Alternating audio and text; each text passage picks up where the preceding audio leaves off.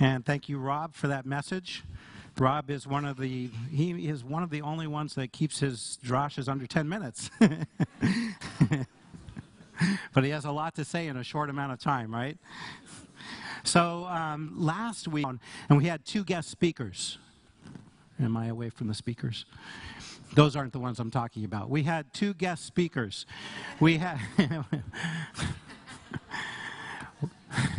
we had Dr. David Edery, who we usually have every month to come down and share a Torah Drash with us, which was wonderful. And we had Olivier Melnick, actually a good friend of Rob's as well. And he has a nice French accent, too, so he's very pleasant to listen to.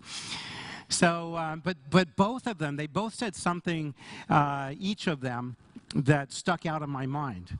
You know, the one thing that David Edery said that just stuck with me was that Judaism is not a religion. It's really a way of, well, do you remember what he said? It's a way of life. See, it stuck out in your minds too. So he said, Judaism is not a religion, it's a way of life. And Olivier, you know, as he was getting later into his message, he says, I have so much I want to share with you. I have a terrible French accent. There's so much I want to share with you, but you're not listening fast enough.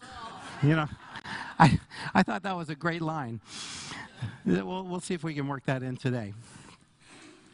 Actually, we should probably read that. From Jacob to Israel, it kind of gives you a little clue of what we're going to be looking at today. Your name shall no longer be Jacob, but Israel, for you have contended with God and with men and have prevailed. Last week, that's them. Judaism, a way of life. So, this is actually from Jeremiah 21:8. Hineni noten lifnechem et derech hachayim, the way of life. I have set before you the way of life. And this term, the way, it is a way of life. The way. Yeshua said, I am the way and the truth and the life. And it's not just that he is, you know, he is the Word of God come to us in flesh. It's not just that, but he has the words of life as well. Remember when there was kind of a mass exodus of his disciples? Not the 12 disciples, but the hundreds and possibly thousands of disciples that he had. And they were leaving because he had said some very difficult things. And he asked his closest disciples, his 12, he said, will you leave as well? And what was their response? Yeah, where will we go? You have the words of life, right? So he is the way. He carried the words of life, the teachings as well. Shaul, Paul, this is in the book of Acts, breathing murderous threats against the disciples if he found any belonging to the way. You know, it's interesting, in the first century, especially the early part of the first century, you know, the Jewish people didn't say, you know, we believe in Judaism, we follow Judaism. You know, the non-Jewish people didn't say, you know, we follow Christianity. There was the way. There was only one way. There's still only one way today, right? It's kind of sad that we're divided, right? In fact, comes down to who we are and what we're trying to do as well. Judaism, a way of life. So if Judaism is a way of life, when did Judaism begin? Just to get us thinking a little bit here. What do you think? I'm throwing it out. Moses, somebody said Moses. Abraham. Wow. We're really starting to go back now. When they came out of Egypt, Judaism started. You know, we tend to overthink this because of Judaism, it comes, you know, from the term Yehuda, which is the tribe of Judah, right? And I'm not trying to get so technical. I'm thinking of this as a way of life. When did it start? When did God start teaching us? From the very beginning. What was the beginning? It was Gan Eden, right? The Garden of Eden. In fact, he started teaching us and we started rebelling right away. You know, that's been our pattern. So it started, you know, according to the rabbis, that's 5,777 years ago, right? That's when God started teaching us. And I would say, because we've been, you know, so bad at this, you know, we're not listening fast enough, right? Just like Olivier said, we're not listening. We're not listening fast enough. We'll get it. We'll get it someday. Since Judaism is a way of life, why do we need to make a distinction between Judaism and Christianity? Right? We're talking about the larger Jewish community, and we're talking about the community of believers in Messiah. The first century, there were no distinctions. There was the way. It was based on what? It was based on the scriptures. The scriptures that we had at the beginning, were the Hebrew scriptures, right? All of the books of the Tanakh. And then, we added the teachings of Yeshua, we added the instructions of Paul, and those who were authorized by the apostles to make up the Brit Hadashah as well. So non-Jewish people began outnumbering the Jewish people. This probably started happening around the year 50 or 60, probably before the destruction of the temple. Paul was even saying this. He was saying to the non-Jewish people, don't boast against the branches. You're still nurtured by the root, right? But there started to become a divide there. Part of it was due to the non-Jewish believers. Part of it was due to the Jewish community that was kind of pushing back on belief in Messiah. But what just happened? What happened to just describing it as the way? We still have a common scripture there, and a common root that we base everything on. It's sad. So bridging the chasm. It doesn't look like there's a big gap there. It's probably a bigger gap than that. And you can see Judaism on the right, Christianity on the right, but there's still this chasm. It doesn't look so big. I like this picture here. And I kind of picture this as, those two guys that are hanging on there. They're trying to bridge the gap. They're hanging on for dear life. That's the Messianic believer. Right? We're trying to bridge that gap. We don't want there to be, that distinction, because we all want to be one in Messiah. We all want to be part of the way, bridging the chasm. But that's really our ministry. That's our heart. How can we bridge that gap? And, there's a few missing pieces there. Bridging the chasm one piece at a time. That's really all we can do. And we pray, God, how can I be a part of that? So what does divide us? It does help to identify this. Well, the identity of Messiah, that certainly is, that causes a big chasm between us. Conflicting worldviews. Now, this is something that shouldn't be, really. I mean, where did our view, I speak for the Jewish community, where did our worldview develop? It developed within the covenant communities, right? So there are concepts, language, idioms, all kinds of things that really define how we communicate and how we view the world. But it all developed for literally thousands of years within the covenant community. Conflicting theological paradigms as well. Well, again, those are related to the conflicting worldviews. And so, we start to diverge even more, and that gap becomes even bigger. But again, how can we in our prayers, God, how can we be part of, kind of, not necessarily hanging on for dear life like those guys, but, how can we be a part of really bridging that gap? There's all kinds of little things as well. We have additional books of the Bible. We make no apology for that. Different ordering of the books. Why do we have to order the books of the Tanakh different? Just to be different? We actually even number the Ten Commandments different. Did you know that? There's actually a numbering for the Protestants, a numbering for the Catholics, and a numbering for Judaism. It's amazing. Differing verse numbers as well. Actually, the numbering in the Jewish Bibles for the Tanakh is very similar, but it is a little off. I'm not sure why we had to do that either. And then there's kind of a sampling of some of the things that divide us. There are many more things. The renaming and the characterization of Jacob. How many of you know that Jacob was renamed? Especially in English, right? Not in the Greek Brit Hadashah, right? It's still the same, still Yaakov. But have you ever noticed how many Jameses there are in the Brit Hadashah? Yeah. Did you know that every time you see James, it's Yaakov, right? Yeah, why? Are we ashamed? Are we ashamed of Yaakov?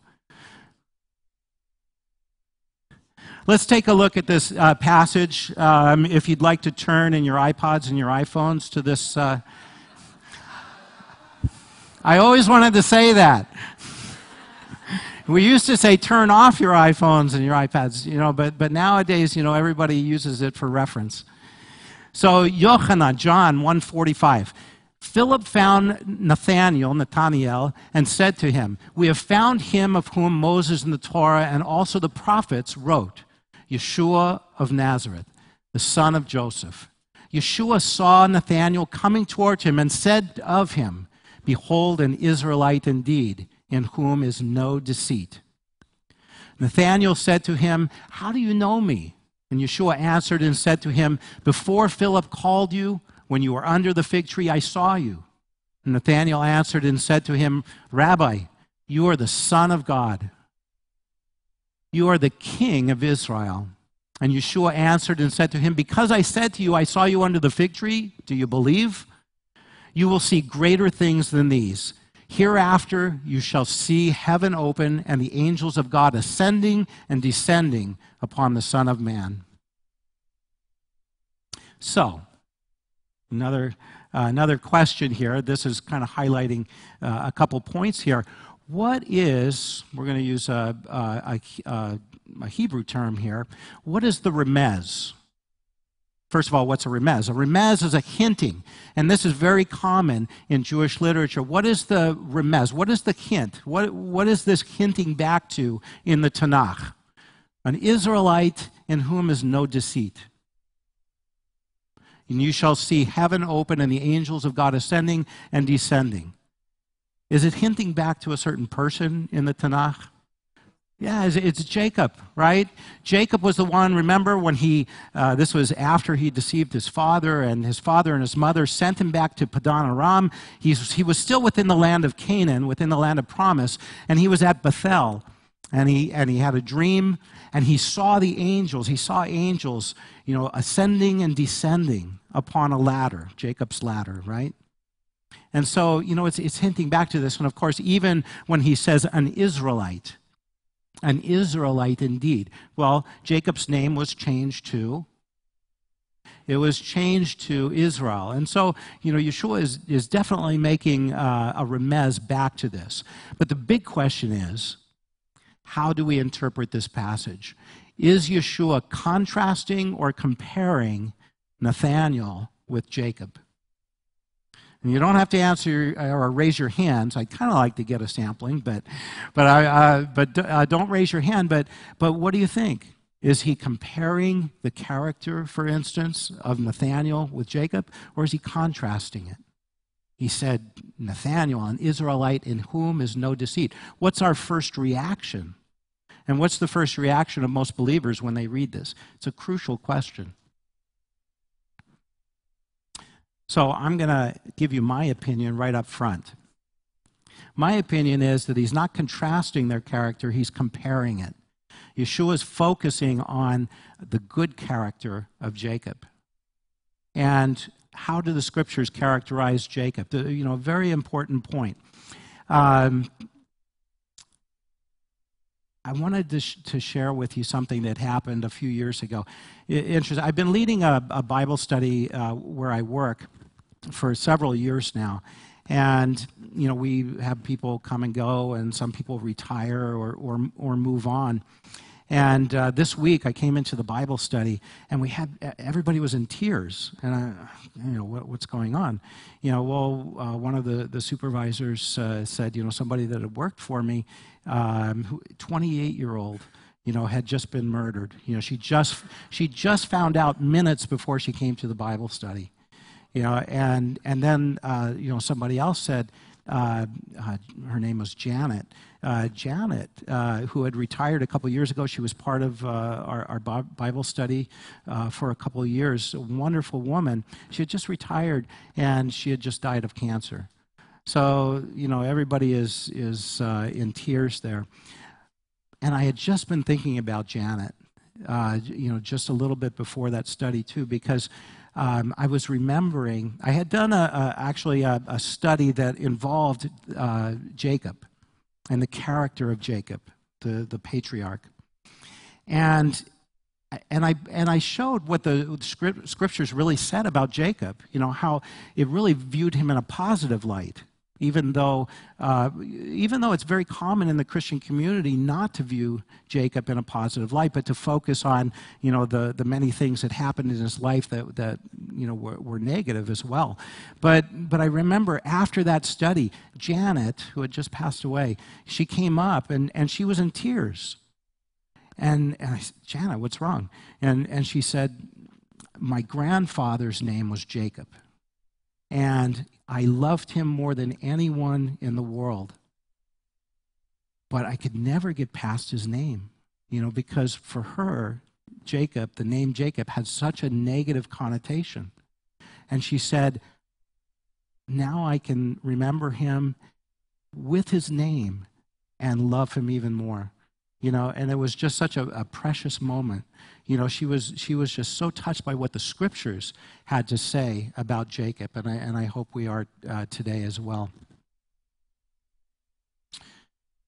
But how can we say that Jacob is portrayed positively in the scriptures when, number one, at his birth, he catches the heel of his twin brother and was named Jacob, or Yaakov in Hebrew, as a result, which means heel catcher, or sometimes it's also described as supplanter. Kind of sounds very negative, right? He allegedly stole the birthright of his brother Esau. How many times do you hear that he stole the birthright of his brother Esau, right? It's always couched in very negative terms. He tricked his father into giving him the blessing. Well, you can't really reward that very much. But there are some circumstances that we should take into consideration there as well. He suffered the consequences of deceit when Laban, his father-in-law, deceived him into marrying Leah. He wanted to marry Rachel, but he ended up marrying Leah. And later on, Laban changed his wages, it says 10 times, which is actually a way of saying numerous times. Continually, he was changing Jacob's wages. He was cheating him. He was cheating Jacob. So Jacob was not only was he suffering the consequences, but God was working with him. God was actually, he was purifying his heart through these difficult circumstances as well. And then the scriptures say that Jacob deceived Laban, secretly fleeing back to Eretz Canaan, or the land of Canaan. And so the circumstances there was that he no longer had favor with Laban. Why? Because you remember the speckled and the spotted lambs, and it makes it sound, if we don't read it carefully, it kind of makes it sound like, Jacob was manipulating this whole thing. He was manipulating things so that he could win over the flock, so that he could own all of the flock of Laban. Except the scriptures, and I'll encourage you as a homework assignment to go back and read the details, but it says that God is the one who did a miracle here. I mean, Jacob didn't have the ability to work out this miracle to cause, all of the, when Jacob's wages were going to be the speckled sheep, he didn't have any control over that really. And the scriptures say so. They said that, God was the one who did this as a miracle. So, but it does use the word, by the way, the scriptures use the word that he deceived Laban, and he secretly fled back to the land of Canaan. Of course, Laban chased after him, and Laban was very angry and might have just gone to war with Jacob, but what did God do? God intervened on behalf of Jacob, right? So why is this question so important? Should we view Jacob as a deceiver or a tzaddik? What is a tzaddik? It's a righteous person, right? Righteous, and by the way, that's not the kind of a tzaddik, that Paul was describing, where it was kind of all or nothing. A tzaddik is somebody who walks in God's ways, and somebody who is blameless before God. That also includes repentance and all the necessary things to be right with God. We're called to be right with God. So, but in general, religious Jewish people identify with Jacob. I mean, this is why, one of the reasons why this is so important. And many, especially in the Orthodox community, and this isn't across the board, but many often associate Christians with Esau. Now, this is the Esau that hated Jacob. So by extension, Christians hate Jewish people. Okay, that's how the logic goes there. Historically and today, many Christians have a negative view of Jacob, just like Janet did, by the way, and by extension, a negative view of the Jewish people as a whole. And I could tell you many, many stories. I've been involved in several Christian ministries in the past, and I've heard the worst things from leaders in the community. That we shouldn't ever hear.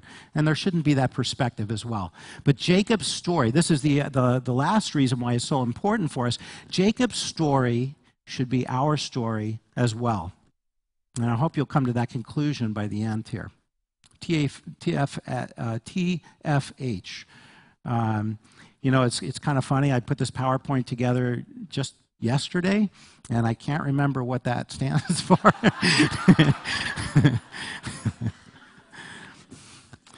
The T is transformation. Maybe we'll figure it out. Keep that in mind, TFH, and maybe we'll figure it out as we go on. That's a reminder to me. Okay. God's perspective on Jacob. Let's start with this. Genesis 25:23. And the Lord said to her, Rebekah, this is while she was pregnant. And by the way, how long was Isaac and Rebekah, how long were they married before she became pregnant? 20 years, okay? Somebody said 60, but Isaac was 60 years old. Right, Isaac married at 40, and 20 years later, he was 60 years old. 20 years. So, and in those days, you expect to get pregnant right away. And it's kind of a shame if you don't. So this was a big deal. And she considered this a miracle of sorts. Maybe not as much of a miracle as Sarah, who was 90 years old when she became pregnant. Rebekah wasn't old, but Isaac was 60. 2 nations are in your womb. This is a prophecy that was given to her. 2 nations are in your womb. 2 peoples shall be separated from your body. 1 people shall be stronger than the other, and the older shall serve the younger. The older being Esau, by minutes, but he was the older, and so he was the firstborn. The older shall serve the younger. This is from God. This is what God was telling Rebekah from the very beginning. Malachi 1:2 declares the Lord, yet I have loved Jacob, but I have hated Esau. In other words, when it says hated, it is the word for hate, but really in a Hebraic sense, it means that God loved Esau less. He favored Jacob, is what that's really saying. God's perspective on Jacob and Ish-Tam. Who knows what an Ish-Tam is? A perfect man. That's one way to translate it. Let's look at these passages here. You'll notice these 3 passages here, they're actually the same. It's just a different translation here. I wanted you to see how Ish-Tam is translated in the red in each of these. You have the NAS, the New King James, and the nearly inspired version, the NIV.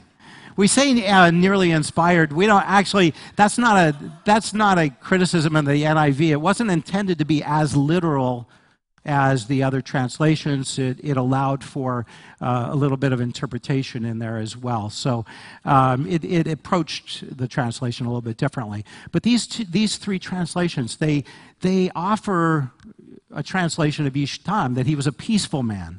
It also says living in tents as well. So the New King James says a mild man dwelling in tents. Jacob was a quiet man staying among the tents. Okay? It really kind of makes him sound like, as some people have said, a mama's boy, right? Except maybe these aren't very good translations. there really isn't any precedent for interpreting Ish Tam in this way. The first three passages, they're the same there, but the Stone translation at the bottom there, that's the Orthodox Jewish. There we get a little bit more of a sense. Somebody had said a perfect man, and you'll see it says a wholesome man, a wholesome, the emphasis on whole. And that's really what we mean when we say a perfect man, a whole. He was spiritually whole is what that translation is trying to bring out there, abiding in tents. Okay, so what does that mean? Stone translation there again, a wholesome man abiding in tents. And no, he wasn't a mama's boy. And V'Yaakov ish tam yoshev ohalim is what that Hebrew says there. And so ish tam, though, it really means spiritually whole and unblemished. Tam or tamim is primarily used in the scriptures actually of animals, specific animals, animals that are sacrificed. And you remember when you bring an animal to the temple or to the tabernacle before that, the animal had to be perfect, right? It had to be unblemished. So when it says that Jacob was unblemished, think about where they lived. They lived in the land of Canaan. Canaan was, God was withholding his judgment until the sin in the land of Canaan just grew to overflowing. And then God was, so God in his patience and his long suffering was not bringing judgment on the land of Canaan at that time, but it was full of idolatry and full of sin, full of violence. And it's said that in that environment, that Jacob was unblemished. Pretty remarkable. And not only that, but the scriptures, they contrast his character with the character of his brother. Where did his brother get his first two wives? He ended up with three. His brother Esau. From the Canaanites, right? They were Hittites. Right, his first two wives, and it's said that they grieved the heart of his parents, of Isaac and Rebekah. And it was interesting when he married too. Esau married at the age of 40. He married at the same age as his father. It's as if to say, I've waited long enough. I've waited as long as my father did to marry. Now I'm just going to go find myself a couple wives. Right? He didn't wait. He didn't wait for God's provision. You know how much longer Jacob waited? You might be surprised. He was in his late 60s when he left the land of Canaan to go back to Padan Aram. I have a feeling, he probably looked younger than me. He was probably very, very healthy and very energetic at that time. The scriptures really describe him that way when he left. But he waited, and he waited for God's provision. And just like, by the way, just like his father Isaac did. And he waited. You remember, Abraham actually had to send a servant back to Padan Aram, the same location, in order to find a wife for him who was suitable. Because this was the important thing here. This was a covenant community that was developing. It started with Abraham, this covenant that was made with the Jewish people. It started with Abraham, and the covenant needed to be preserved and it needed to be developed according to God's way. Remember, Judaism is a way of life, and it had to be developed on God's terms and according to God's way. So he wasn't a mama's boy. He was spiritually whole and unblemished and dwelling in tents, Yoshev Ohalim. Tents. Okay, now when I say the Peshat and the secondary, the Peshat is the plain sense of the text. Really, when it says that he dwelled in tents, the Peshat is that he was a shepherd, that he dwelt in tents and he traveled around. He didn't have a permanent dwelling most of the time, so he dwelt in tents. However, the secondary translation is just as important and just as valid because you have two statements that are juxtaposed together. You have the fact that he's an Ish Tam, and you have the fact that Yoshev Ohalim. Yoshev doesn't just mean dwelling, but it can also mean sitting. He sat in tents. What do you do in that culture, in that time, when you're sitting in tents?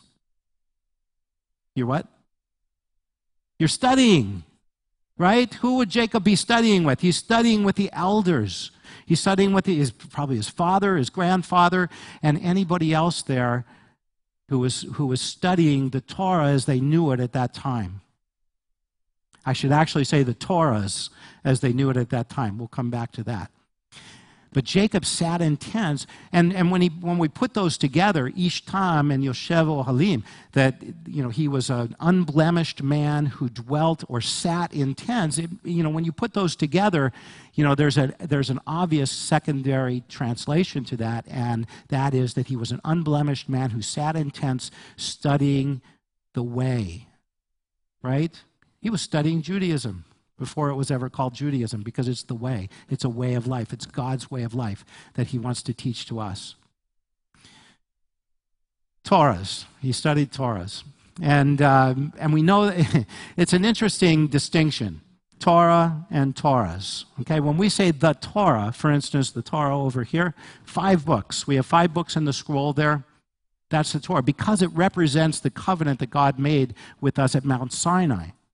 So in that sense, when we say the Torah in the singular, HaTorah, we're saying that it's a compilation of laws and instructions and teachings and stories that all are a part of that covenant that God made with us. But here it says, at the very end there, Chukotai v'Torotai. And so the Chukotai is the decrees, and my Torahs. Okay, it says and the question here was, why did God choose Abraham to be the father of the covenant community and of our faith? Well, one of the reasons is because he had faith, right? He believed in God and it was accounted to him for righteousness. We all know that passage, right? But here, God explains it even further. He says, because Abraham listened to my voice, using the word Shema there, which also means to obey. He obeyed my voice, kept my safeguards, my commandments, my decrees, and my Torahs. So before Mount Sinai, when God describes his teachings, which is what Torah really means, it's in the plural. When we get to Sinai and beyond, it becomes singular because it's all compiled into the covenant itself. But here he's saying the Torah. And you know what? Do any of you have a copy of the instructions and the Torahs that Abraham studied? I've never found it at a bookstore, never found it online, because we don't know. We don't know all of what they knew. We know what's in the Bible. That's our record. So why? And again, the development of the nation, why did Isaac favor Esau and Rebekah favor Jacob? For one thing, as parents, shouldn't they have been in agreement with each other? That's just going to cause problems if they're not. But why did why did Isaac favor his son Esau and Rebekah favored Jacob? In Genesis 25:27, it says that Isaac loved Esau. My wife, I have to tell you, she usually sits in the back there with Chris and Monica. And she said, do you want me to sit up front today? I said, yes, because I'm going to be talking about the patriarchs, and I always get their names mixed up. I know who they are, but I always say it wrong, so she always corrects me. So Isaac loved Esau for the hunted food. Not a very good reason, is it? And the scriptures don't present it as a very positive thing. As a matter of fact, isn't that why Esau gave up his birthright?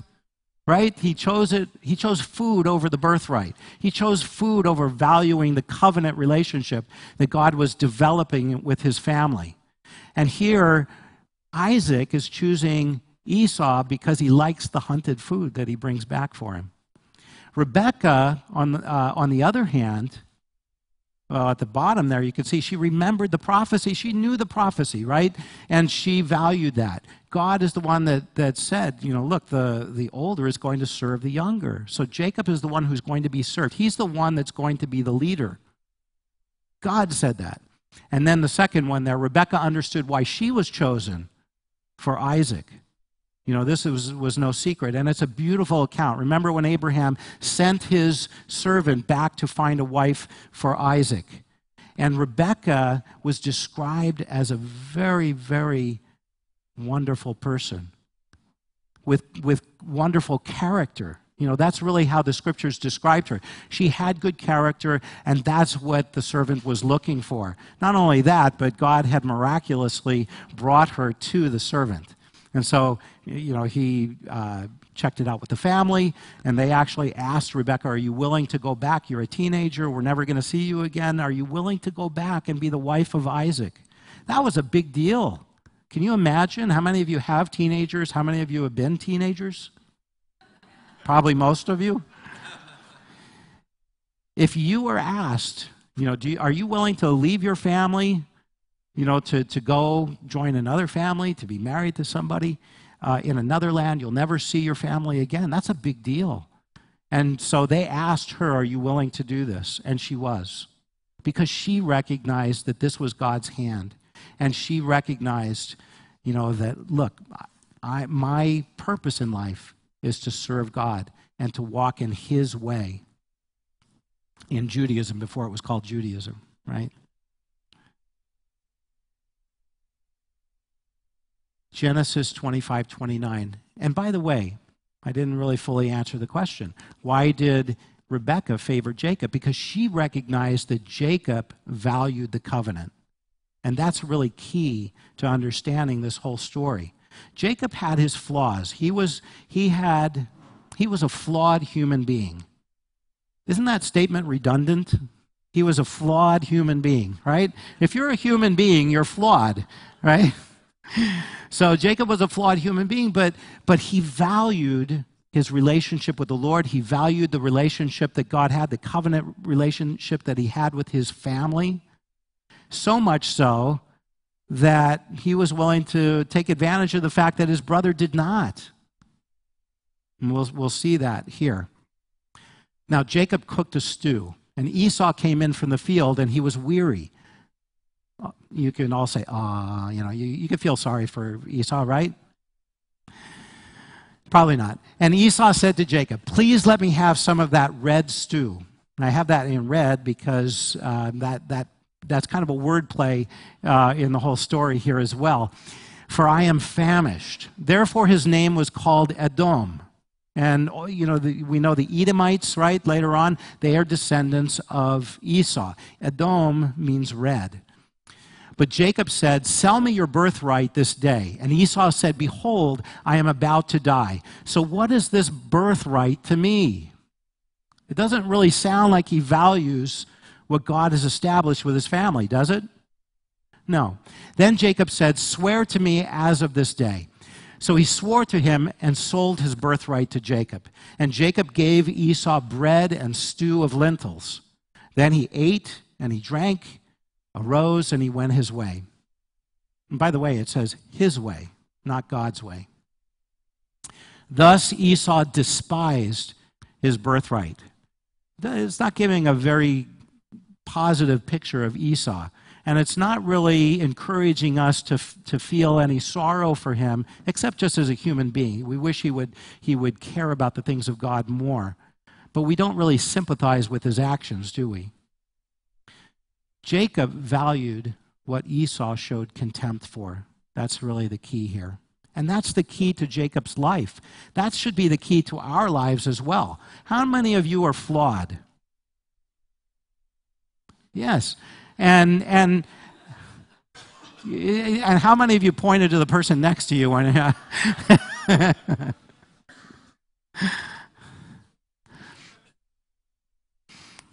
There's a wonderful Yiddish story. I'm not very good with Yiddish, but I'll tell it some other time. It's a play on words between Yemenites and Yenamites. Yenim in Yiddish, it means the other guy. So just in general, we're not to be Yenamites, right? We're not to blame the other guy. You know, we're not to point the finger. But really, you know, that we always have to point back to ourselves. You know, we are flawed, just like Jacob. But look what God does with Jacob.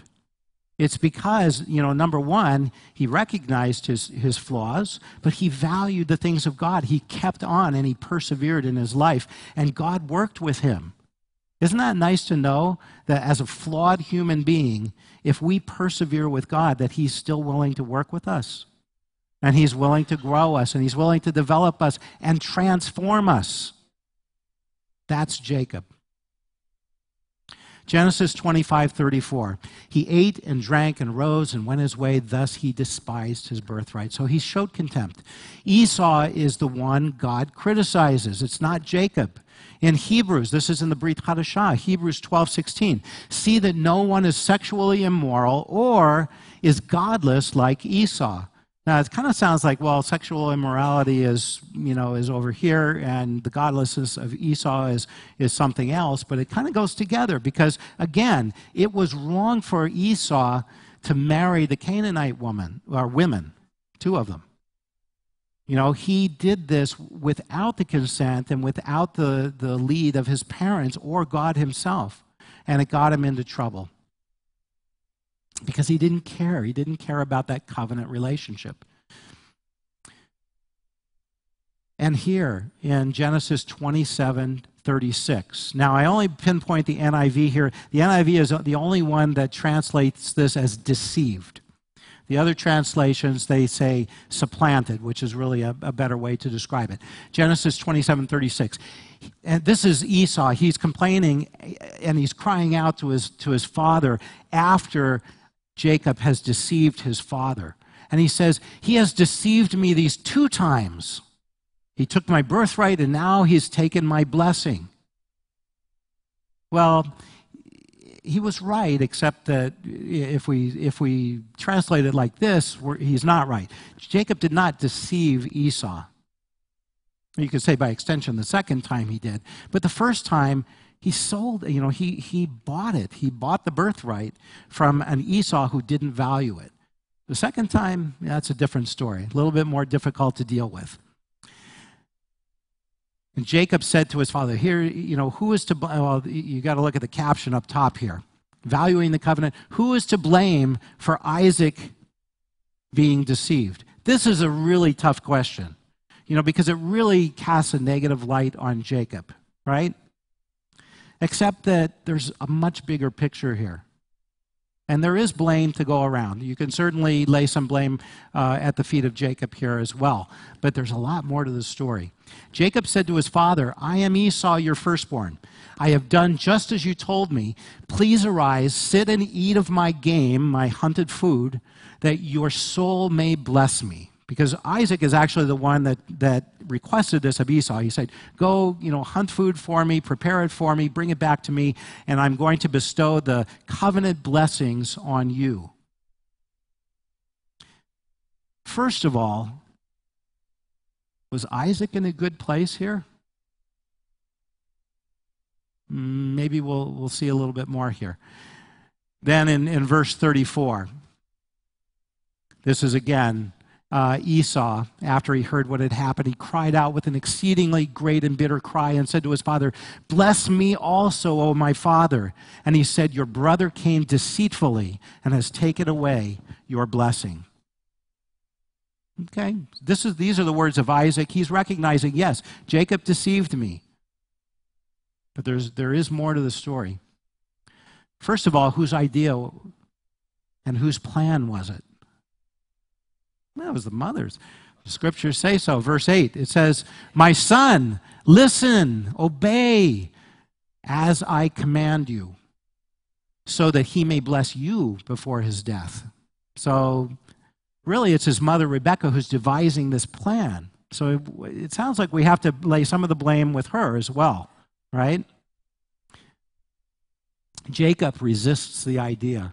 In verse 11, he says, behold, Esau, my brother, is a hairy man, and I'm smooth. Perhaps my father will feel me, then I shall be like a deceiver in his sight. This is not something that Jacob wanted. And I shall bring upon myself a curse and not a blessing. So Jacob wasn't really terribly fond of this idea. But what was going through their minds?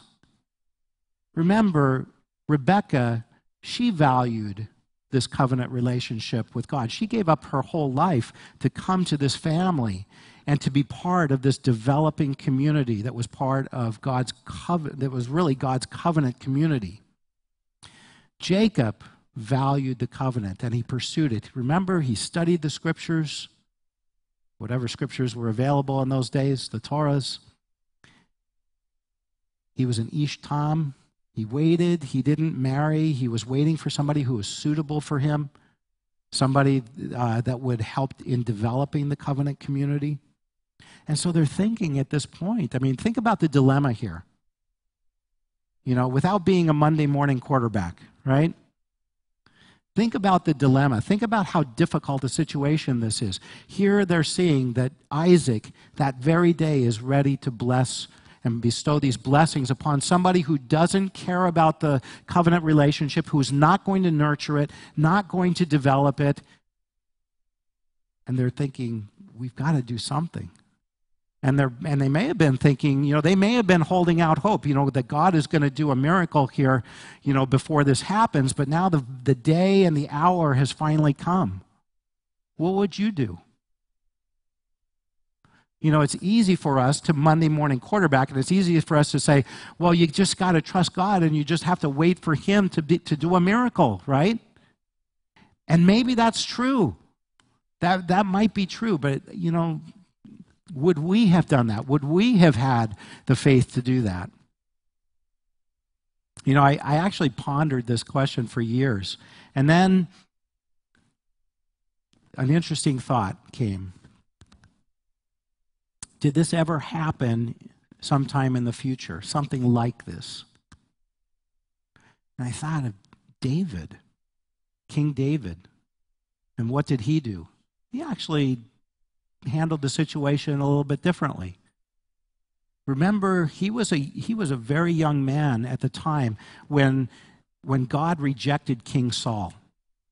He rejected him spiritually. He didn't take him out of being the king. He didn't remove him from the kingship, but he rejected Saul. That meant that after Saul died, the kingship was not going to go to Jonathan, his son. Jonathan was actually a righteous man, but it wasn't going to go to Jonathan. Samuel is instructed to go to David, and Samuel anoints David as king.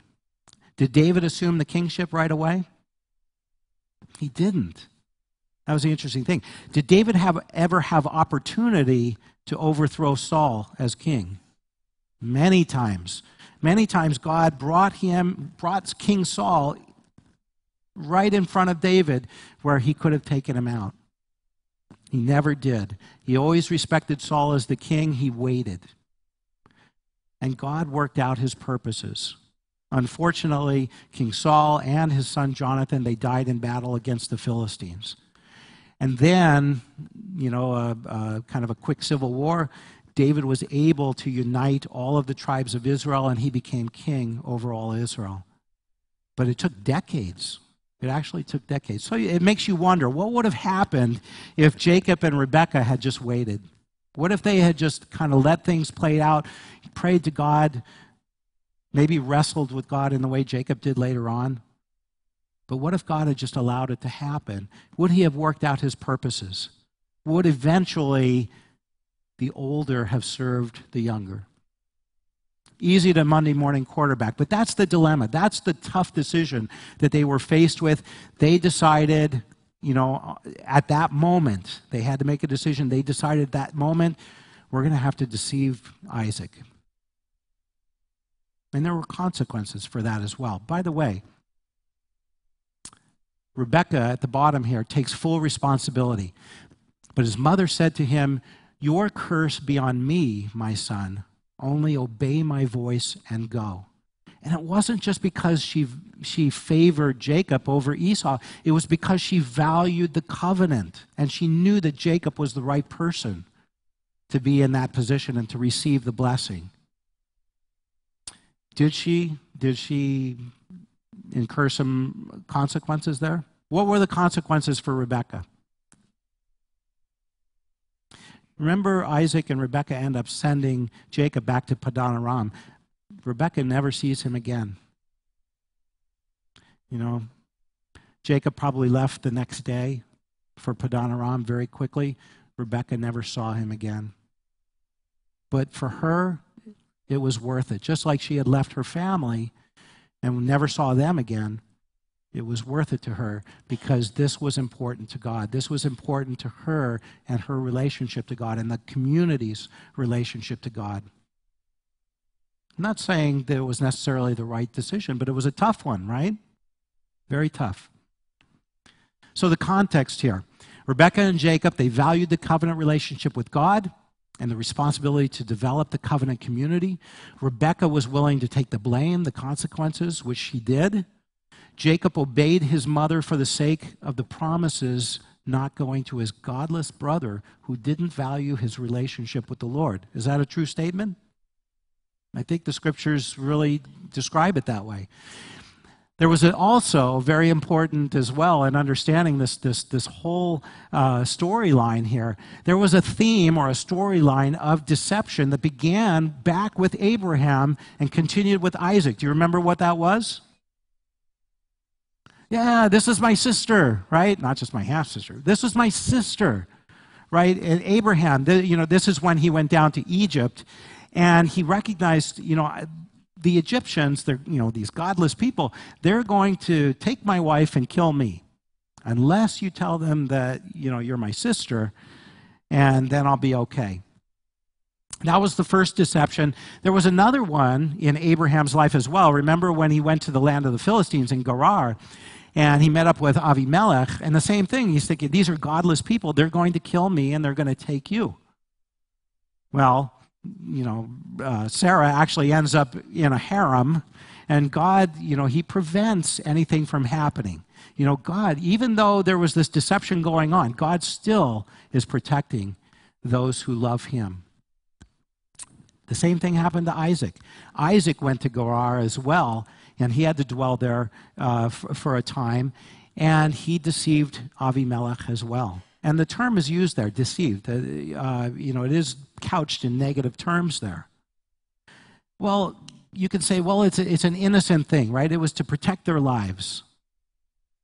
Except that, when you start off with something, whether it's a white lie or something that seems rather innocent, it can just get bigger and bigger and bigger. And in this case, it got bigger and bigger as the generations went on. This theme of deception didn't end with Jacob, although it did end with it did end in his life when he came back to Canaan, especially after his encounter wrestling with the angel of the Lord. But it continued with his sons. Remember what happened? What was the big deception? Actually, there were a couple different things. Remember in Shechem, the daughter of Jacob, Dinah, she was raped, right? And so the sons, they deceive the Shechemites, right? And they say, it's okay, you can marry her and we'll make a covenant between our communities, but first you have to be circumcised, right? So they're circumcised, and then while they're disabled, the man of Shechem, then, the sons go in and they go to war with them and just destroy the whole community. And it was an awful scene. Jacob was not in favor of this, by the way.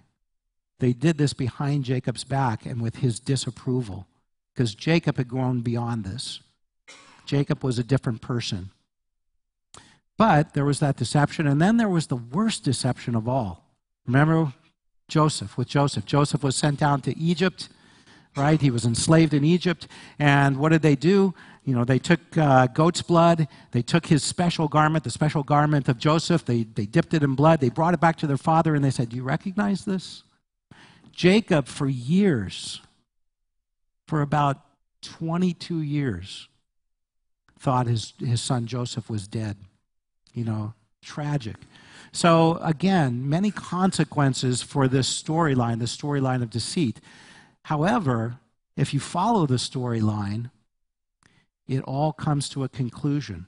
And it all ends with the brothers being in unity with one another. And so instead of just one person, one son in each generation inheriting the covenant, now, because of the unity that came about through all of this hardship and the repentance that takes place, now the community of Israel is expanding with 12 sons and 12 tribes.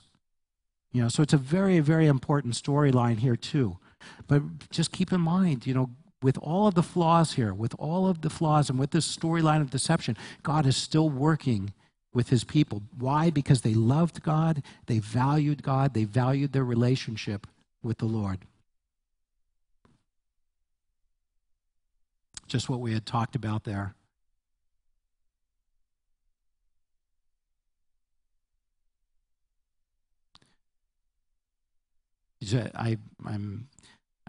Sometimes I'll put notes to myself in Hebrew down at the bottom there, so just little reminders. That way you're not distracted by my notes there. So what about Isaac's responsibility? First of all, shouldn't he have cared about I call it the prenatal prophecy, right? The two sons were still in the womb, and there's this prophecy, that the older is going to serve the younger. The younger would be stronger. And the question that we have to ask is, did Rebekah actually share that prophecy with Isaac? Did he even know about it? And shouldn't Isaac have recognized which one was the unblemished one spiritually? Who was the one that was tam? Who was the one that was whole, spiritually whole and unblemished? Shouldn't he have known that? And not just, think with his stomach, right?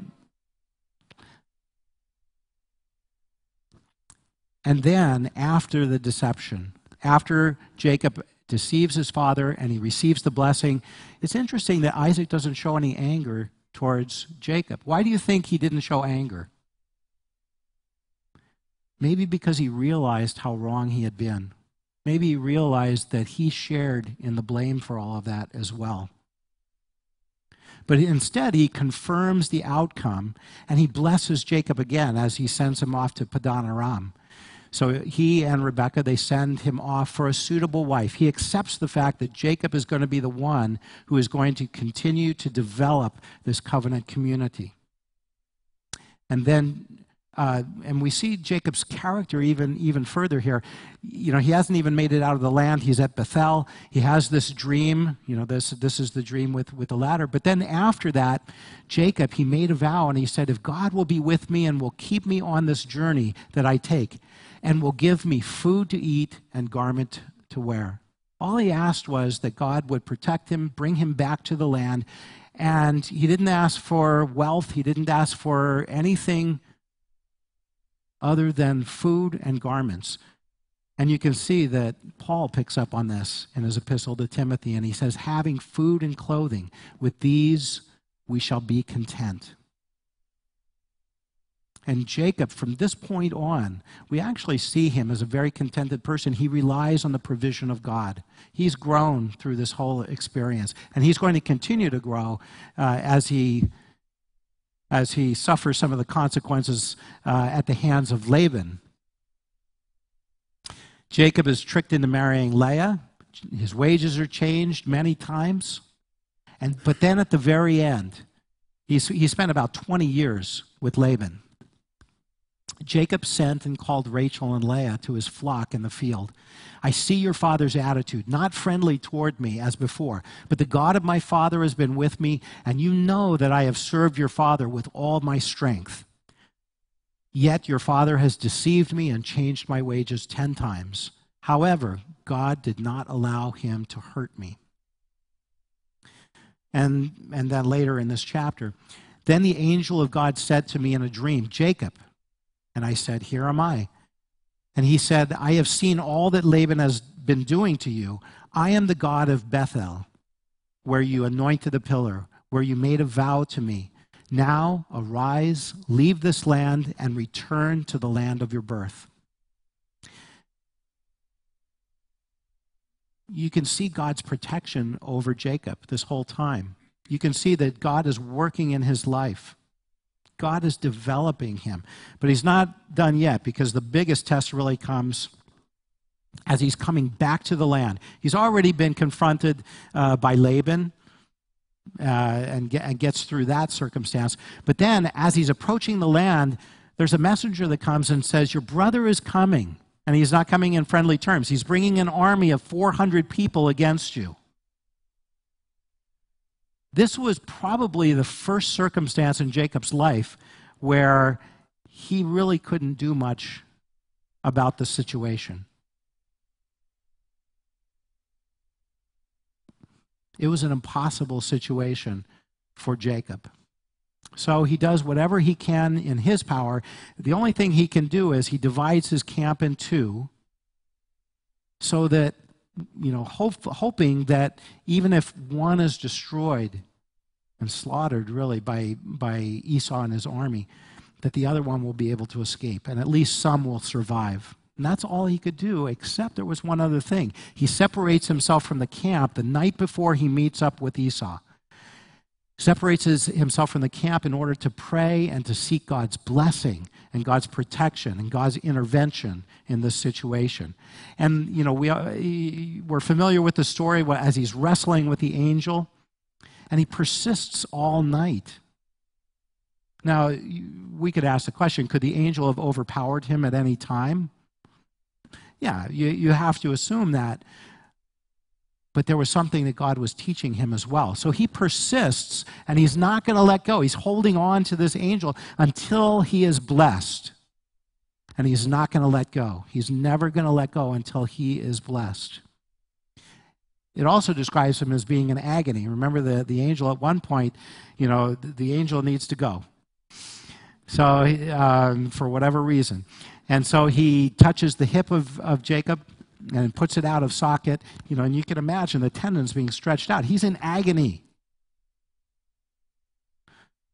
And, it should remind us, in a sense, of the agony that Yeshua went through when he was praying. Remember in the garden? That was not an easy time for him.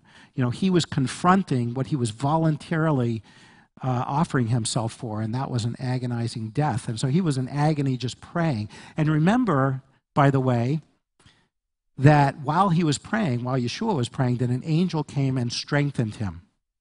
And even after he was strengthened, it says that he continued in agony. That's what Jacob was doing here. He continued in agony even after the angel had taken his hip out of socket, which he was going to live with, by the way, for the rest of his life. And remember, there's a kosher law that comes from that. Do you remember? Yeah, there's no other reason for the kosher law not to eat a certain part of the animal. What part is it? What's that? I know, but at the store, what cut of meat is it? I hate to say it, it's the filet mignon. But you know what? Don't trust me. And if you want to keep on eating it, don't look it up either. So, but that's a tradition in the Jewish community. Anyway, and he said, after all of this, after Jacob would not let go, even in his agony, until you bless me. And the angel said to him, your name shall no longer be called Jacob, but Israel, for you have struggled with God and with men, and have prevailed. This is such a powerful statement here. And you can't even get the full sense of it without looking at it in the Hebrew, which we're not really going to do. But one of the common translations of this for the translation of the name Israel is prince with God, because prince or ruler with God, because the word sar, and you can kind of hear it, the samech and the resh, the S sound, the R sound in Yisrael, right? Those consonants in there. So, commonly it's prince with God or ruler with God in translating the name Israel. However, if we look at Hosea, it gives us a little bit more insight, and it may not come from the word sar or prince. It may come from Sarah, the patriarch Sarah. That actually comes from the term Sar for princess in her case. But Sarah, which means to overpower. It's an interesting choice of words. So in Hosea it says, in the womb, Jacob took the heel of his brother. Okay, that led to his name Yaakov, to catch the heel. And in his strength, in his maturity, and you could say in his spiritual maturity, he overpowered God, Sarah. Interesting. Yes, he prevailed or overpowered, Yasar. In other words, he prevailed in his demands to the angel. Now again, we question, could the angel have overpowered him at any time? Yes. That's really not the point here. The point is that he persisted and overpowered, in a sense, in his demands to the angel of God, and he wept and he sought favor from him. He found him in Bethel, and there he spoke with us, the Lord God of hosts. Interesting way to translate this. And he said, your name shall no longer be called Jacob, but Israel, because you have really power struggled. That's kind of my own little translation there. You power struggled with God and with men. In other words, his prayer was really for protection against his brother Esau, and have prevailed. Sarah, and you can see what I'm offering there is a breakdown of the name Israel. Overpowered God. Now, if we really want to understand, I'll tell. Oh, I don't have time for this story, but it's a great story with Jonathan. When he was a baby, my son, when he was a baby, he was about 9 months old. He overpowered me. I was going to teach him a lesson. I got to tell this real quick. I was going to teach him a lesson. You know how children at that age, they have to put everything in their mouth, right? Everything. So out in our backyard, we had all of these landscaping stones, right? And they're the kind of stones, you put them in your mouth and you can choke to death, right? So I'm holding him, and he had been picking up these stones and trying to put them in his mouth, and I was saying, no, you can't do that, don't do that. So I picked him up, and he had one of the stones in his hand, and he would try to put it in his mouth, and I would take it away, right? So I'm thinking, okay, this is a good time for a lesson. I'm gonna try to break him of this habit so that he doesn't do this with the stones anymore. It's dangerous. So I'm holding him, and every time he would put the stone to his mouth, I would take it away. And then he would do it again. I'd take it away. A few seconds later, he'd do it again. And so I'm thinking to myself, as this is going on, I'm thinking, I can outlast him. No problem. I can outlast him as many times as he's going to do that. I'll just take it away from him. I'll take it away from his mouth. And eventually he's going to learn, no, I can't put that stone in my mouth. So we went on for a couple of minutes, and I'm thinking, you're persistent, but I'm not gonna stop doing this. And so finally, at one point, he has the stone in his hand, and he looks at the stone, and he looks at me, looks at the stone again, and whack! He hits my head.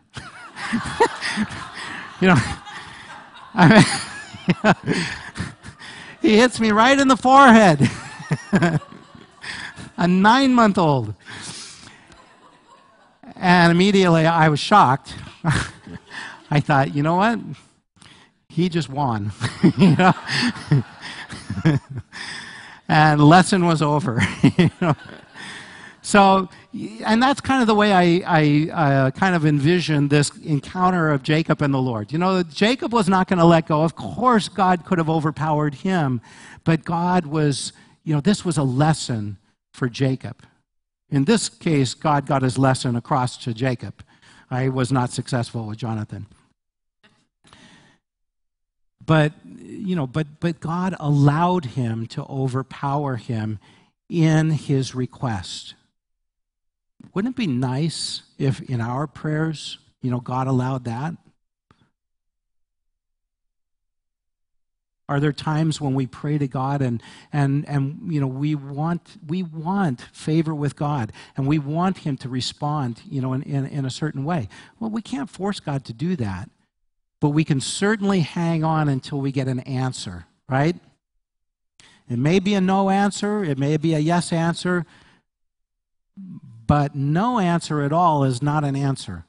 We can hang on until we get an answer, right? That's what Jacob did. So back to the original passage. Behold, an Israelite indeed, in whom is no deceit. Hereafter you shall see heaven open and the angels of God ascending and descending upon the Son of Man. What's your reaction now? Is Yeshua comparing or is he contrasting? Now that you kind of get a full picture of Jacob's life, is our focus on the flawed Jacob, or is it on the transformation that Jacob is going through? And by extension, is that our story? Is that how we view ourselves? Do we always focus on our own flaws? I'm not talking about when we need to have repentance, but are we focused on our flaws and our unworthiness before God, and God can never use me? Or are we focused on the transformation that God's taking us through? Because God loves us, and he loves the fact that we value him, and we value our relationship with the Lord. And he's willing to work with us as long as we continue to value that relationship. Amen. Let's have a word of prayer. We're putting some pieces in there. Oh, by the way, I had a little advertisement for Chris. Yeah. The tragic story of the church and the Jewish people.